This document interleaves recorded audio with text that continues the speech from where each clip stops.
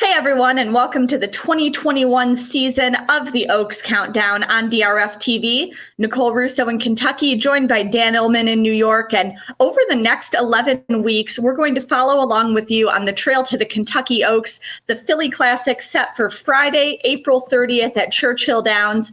Let's begin by taking a look at the current point standings toward the Oaks, which is limited to a field of 14 starters based on points earned in those designated races. The Eclipse Award champion juvenile filly Vequist still awaiting her 3-year-old debut and still near the top of the leaderboard. But Dan, some names emerging near the top of the list with the Rachel Alexandra, the first prep offering 50 points to the winner, now in the books last weekend.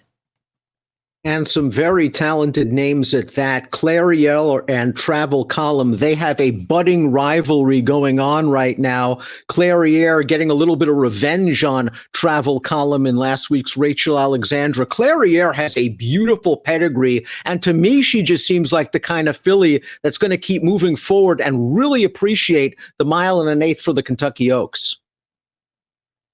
Absolutely. And you mentioned that beautiful pedigree. The Stone Street homebred is by Classic Sire Curlin out of Cavorting, a Bernardini mare, a multiple grade 1 winner at distances from the 7 furlongs of the test up to the 1 1/8 in the personal ensign.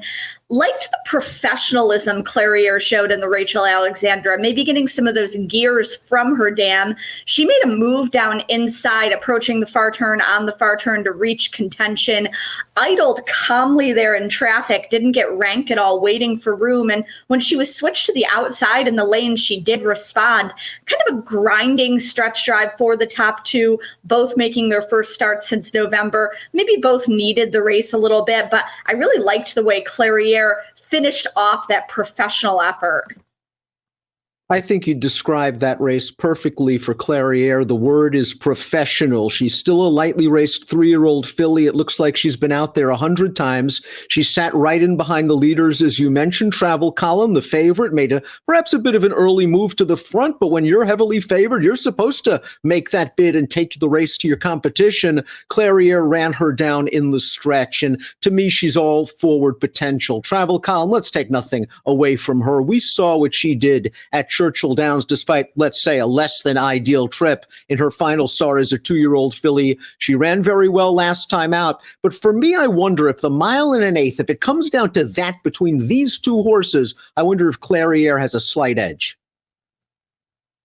Absolutely. Based on her pedigree, Travel Column is from the first crop of Frosted, a son of Classic Sire Tappet. Tappett's got a Kentucky Oaks winner on his resume with champion Untappable a couple of years back. Travel Column, as you mentioned, that nice race at Churchill Downs in the Goldenrod over Clarier, who turned the tables here. Both of these fillies actually have proven form at Churchill Downs, not just in the stakes last November, but both maiden special weight winners there last fall. I am going to be interested to see what the two of them do moving forward as the distances continue to increase.